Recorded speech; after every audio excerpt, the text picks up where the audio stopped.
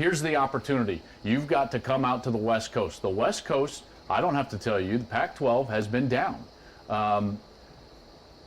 Knowing what USC was, what something like a flagship can be on the West Coast for college football in general, which I know is important for the sport, how much did all of that play into your decision? Just the stature and the history and the tradition of USC. It was a huge part because it's been done here, and so it can be done here. And I think when you start to think about the possibilities, it's potential versus current investment. Yeah.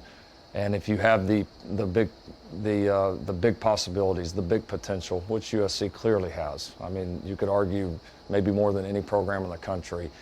That's great, but if that's all you're relying on, then you're probably going to get some of the results that you've had there over the last several years.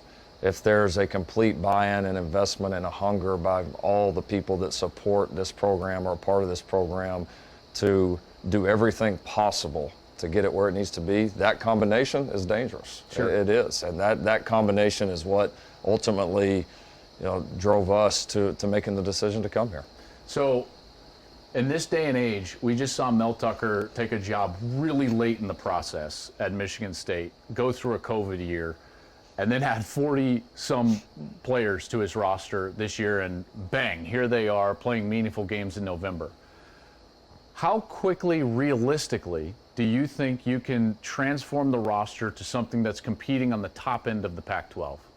I think it can happen quickly. I do. That's my confidence in this place and the staff that we're bringing in. And I think a lot of these recruits and potential players out there, future players at SC, are going to see what me and my family saw. They're going to see the potential, and everybody knows the logo, everybody knows the history, but they're going to see the current investment, and they're going to see that USC is going all in on this football program. And I think when they see that and they start to see the vision of what this can be, I think we're going to have a lot of people that want to come play ball here. And I think the staff has a track record of success of being able to compete consistently at a high level, and I think it's going to be a great combination. I can't wait to get started.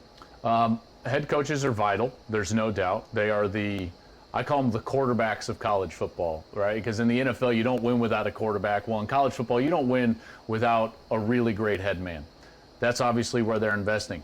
You're not a successful head man without a really good staff. You've talked in several interviews about you've got a good plan for your staff. I do know there are some that are public already because they came with you over, like Alex Grinch, the DC.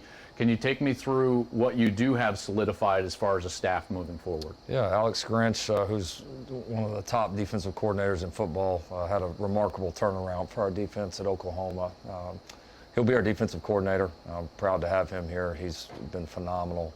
Dennis Simmons, who's been an integral part of our staff for a long time at many different stops, will be our receivers coach. And then Benny Wiley, who's been huge to our development of players, which was something we really prided ourselves at OU, was not just the recruiting of the great ones, but what do you do when you get them? Benny is one of the most highly regarded strength coaches in the country. Development is that's his niche, it's his gift, and he's going to be able to do that with our players at SC now. I know Clark's coming as director of ops, yes, right? And then Clark Stroud, our director of ops, who's very important to me, has been a big part of our success at OU, will also be here. How much does it mean to you that these guys that have been, some of them, Clark's been an institution at OU and meant a lot to that program, and yet, the way that you described it, you called them late, or early, I guess, on Sunday morning and said, you can come with me if you want, and they did. What does that mean to you personally? The world. I mean, they got on the plane without even a contract in hand. I mean, that's how bad these guys wanted to be here. I think they believed in all of us, the combination of us. It's not about one person, it's about the entire staff, and that has been a key to our success. And so I think we have a confidence and belief in each other that the combination of us works. And then when I got a chance to visit with them about what I saw from SC, I think they saw it just as clearly as I did, that this can be so special, and they all wanted to be a part of it. So, and I think that speaks not only volumes to me, but also I would think that speaks volumes to our future players, to our future teams. I mean, these are some of the top guys in the sport that wanted to be here. And so I'm thrilled to have them here with us. Hey, thanks for watching. If you enjoy that clip, make sure you click subscribe somewhere down here. From game highlights to exclusive interviews and rankings, we've got everything you need as a college football fan right here, College Football on Fox.